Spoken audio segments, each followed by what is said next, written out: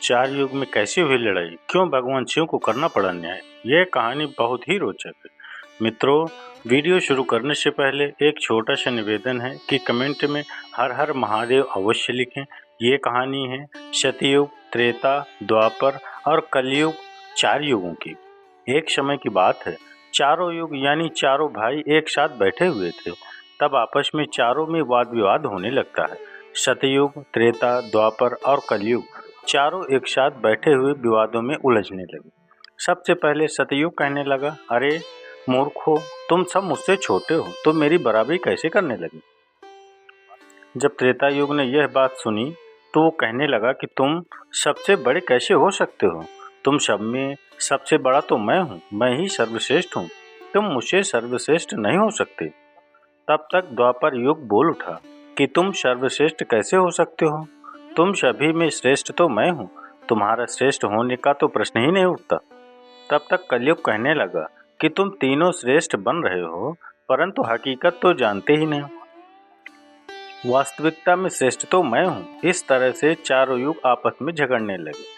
तब चारों युगों ने फैसला किया कि हम आपस में फैसला नहीं कर सकते कि हम में से कौन बड़ा है, कौन सर्वश्रेष्ठ है। इसका फैसला तो भगवान भोले बाबा ही करेंगे। चले वहाँ चलते हैं, भोलेनाथ ही आदि और अनंत हैं। चलिए उन्हीं के पास कैलाश पर चलते हैं, वही हमें बताएंगे कि हम में कौन बड़ा है और कौन छोटा है। इसका निर्णय स्वयं भगवान शंकर करेंगे, इसका निर्णय हम नहीं कर सकते। चारों युगों ने मिलकर योजना बनाई कि चलिए कैलाश पर चलते हैं। चारों युग कैलाश पर्वत चले जाते हैं। जब वह कैलाश पर्वत पर पहुंचते हैं तो उन्हें द्वारपाल रोक लेते हैं। द्वारपाल कहते हैं कि तुम चारों कौन हो और कहाँ जा रहे हो। तो चारों युग कहने लगे, हे द्वारपाल, हम भगवान शिव से मिलना चाहते हैं, उन्हें हमारे आने की सूचना दीजिए।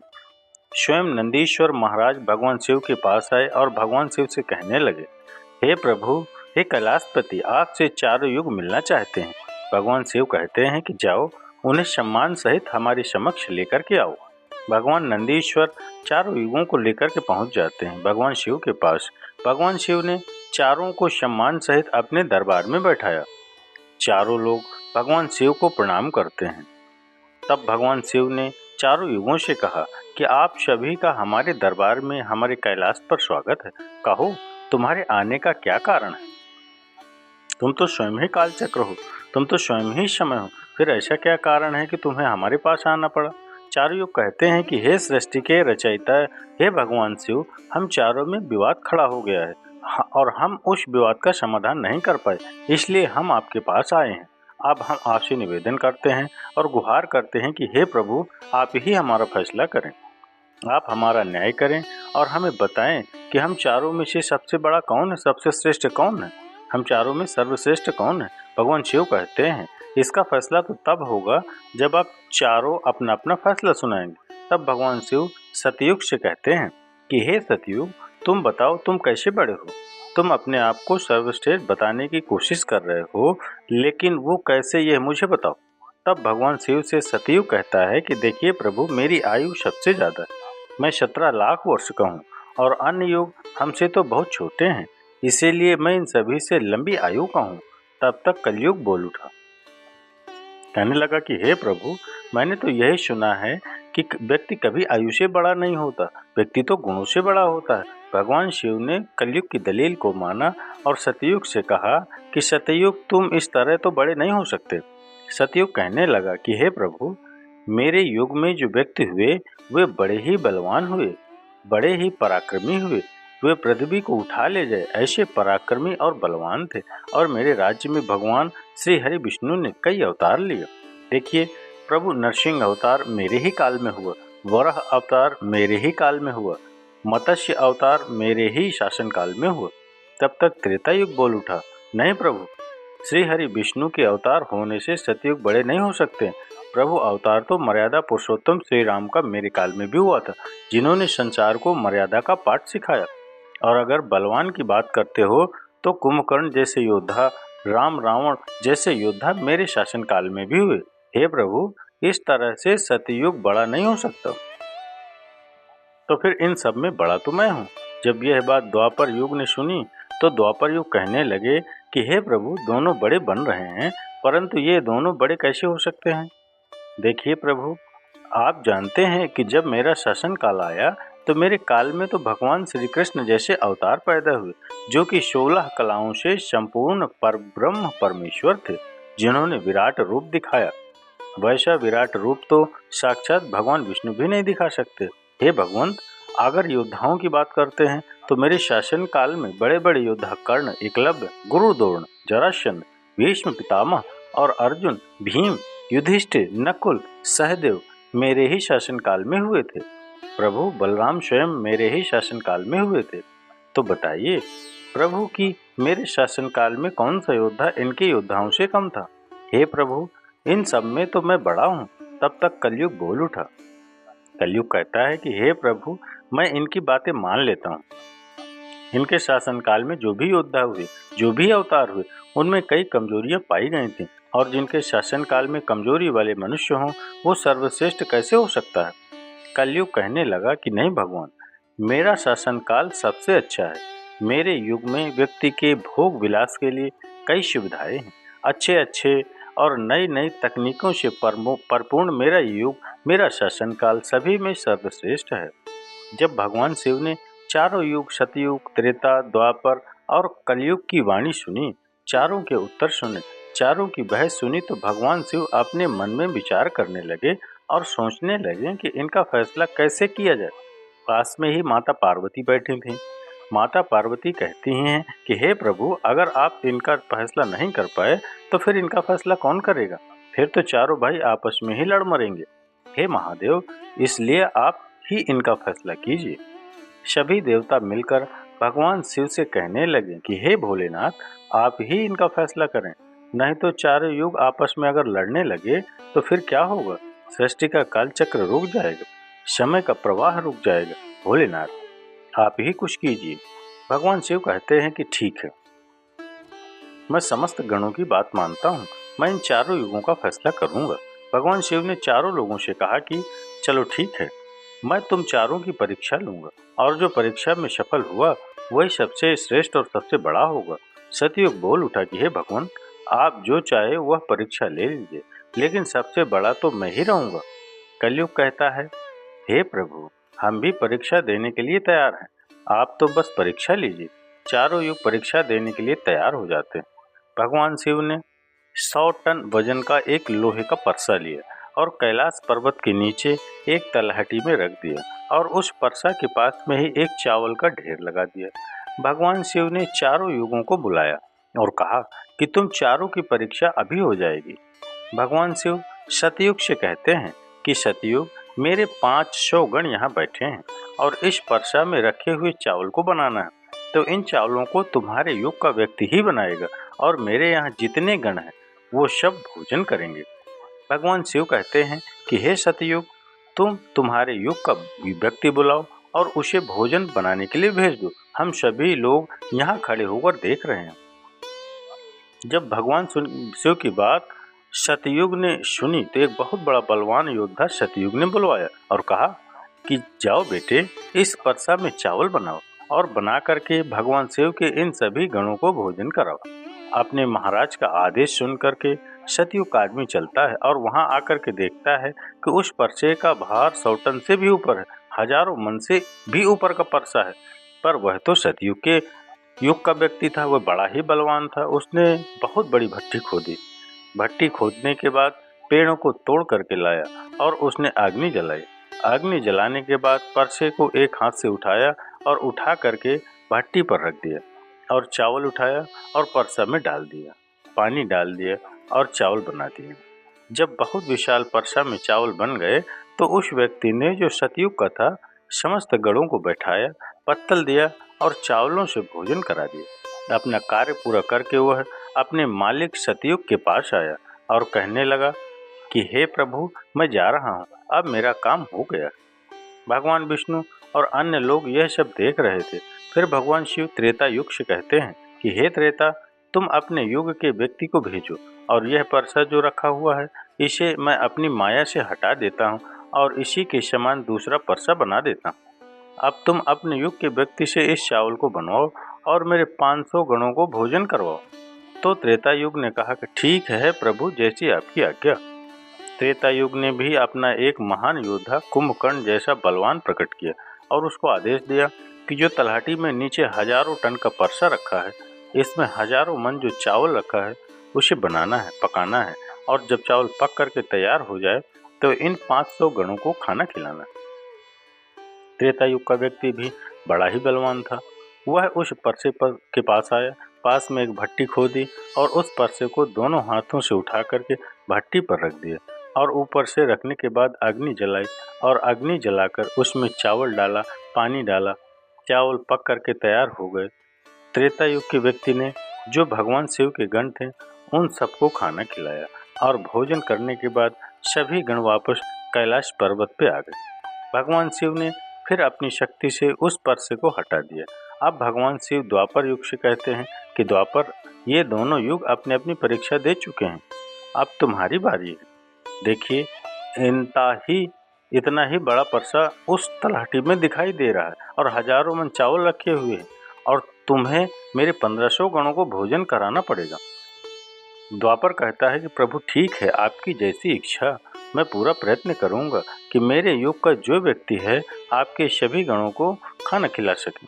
वहां पर द्वापर युग ने भी एक भीम जैसे अवतार वाला बड़ा ही ताकतवर बलवान व्यक्ति को बना करके खड़ा कर दिया और उससे कहा कि जाइए, देखिए तलहटी में परसा रखा हुआ है, वहां रखे परसे में उस चावल को बनाना है और बनाकर इन सभी गणों को भोजन भी कराना है।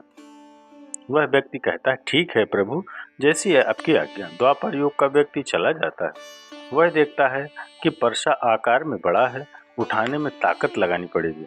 उसने भट्टी खोदी और लकड़ियों की व्यवस्था करी और उस परसे को दोनों हाथों से उठाया, क्योंकि उसे सतयुग और त्रेता युग व्यक्ति आराम से उठा सकते थे, लेकिन उसे बहुत ताकत लगानी पड़ी। पूरी ताकत लगाकर उसने उस परसे को उठाया और उठा करके जैसे तैसे खींच कर नीचे अग्नि जलाई और उसमें चावल डाल दिए और चावल जब पक गए तो भगवान शिव के उन सभी गणों को भोजन कराया। खाना खिलाने के बाद वह द्वापर युग का व्यक्ति अपने मालिक के पास आता है और कहता है कि प्रभु, मैंने अपना कार्य कर दिया। वहाँ पर द्वापर युग उससे बहुत खुश हुआ और कहा, शाबाश, अब तुम जा सकते हो। अब भगवान शिव कहते हैं कि हे कलयुग, अब तुम्हारी बारी है। जो परसा तुम देख रहे हो उसका वजन कम नहीं होगा, उसका वजन उतना ही रहेगा, हजारों टन। लेकिन जब तुम्हें परीक्षा देनी है तो मानने को तैयार नहीं थे कि तुम सबसे छोटे हो, लेकिन तुमने तो माना नहीं। तुम्हारे आदमी की आयु मात्र 100 वर्ष है, जबकि अन्य लोगों की आयु बहुत अधिक होती है। सतयुग के मनुष्य की आयु 1,00,000 वर्ष होती थी, त्रेता युग में 10,000 वर्ष होती थी और द्वापर युग में 1,000 वर्ष होती थी। और हे कलयुग, तुम्हारे शासन में मात्र 100 वर्ष ही है और तुम्हारा आदमी भी छोटा है। जब भगवान शिव की बातें कलयुग ने सुनी तो कलयुग कहता है कि प्रभु ठीक है, मैं आपकी बात मानता हूँ, लेकिन पहले ही आप मुझे इस तरीके से हताश मत कीजिए।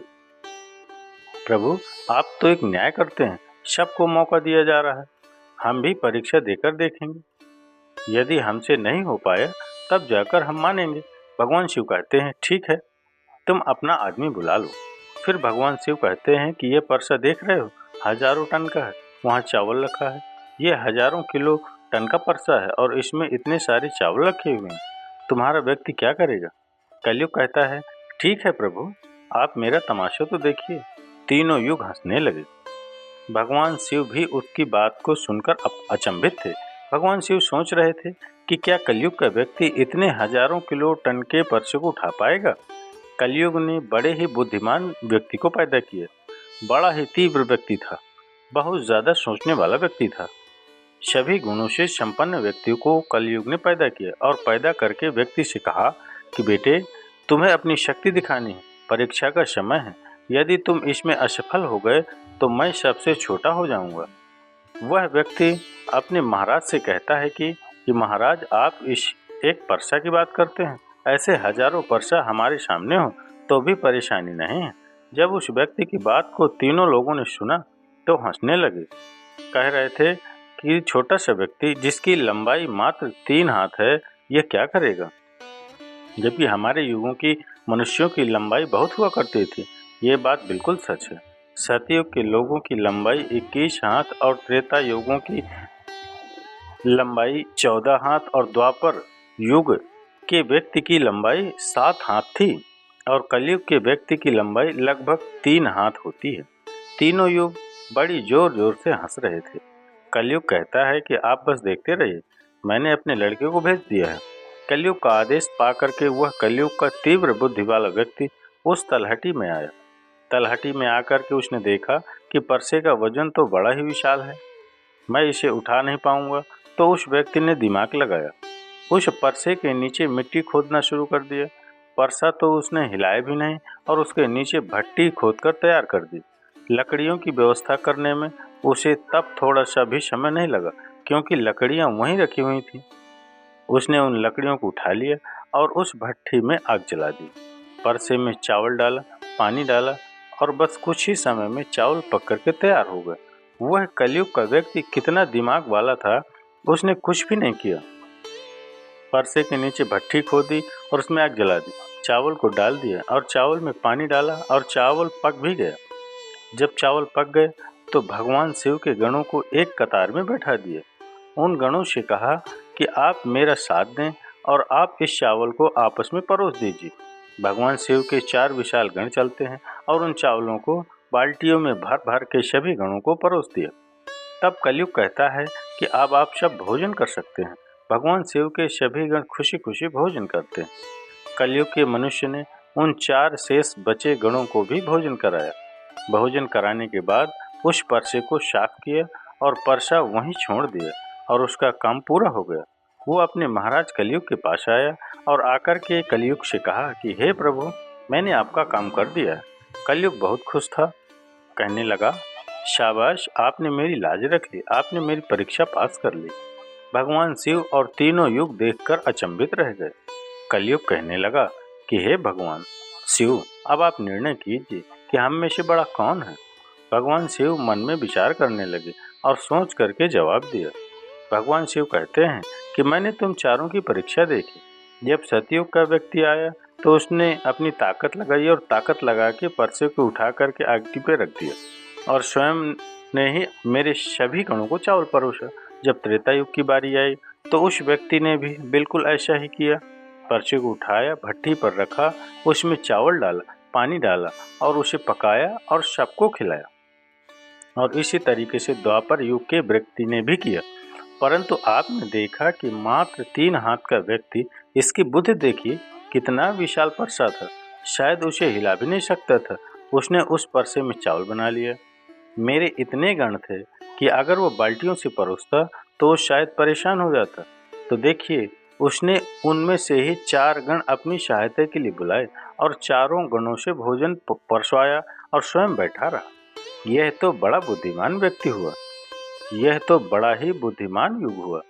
भगवान शिव कहते हैं कि कलयुग बड़ा ही बुद्धिमान व्यक्तियों का युग होगा। इसमें मशीनों का आविष्कार होगा, बड़े बड़े दिमागधारी होंगे। भगवान शिव कहते हैं कि तुम सब युग जैसा शासन करते आए हो, ठीक है, माना तुम्हारे युगों में मनुष्य धार्मिक हो, लेकिन तुम्हारे युग के व्यक्तियों में बुद्धि का अभाव था। उन्होंने कभी अपनी बुद्धि का उपयोग नहीं किया।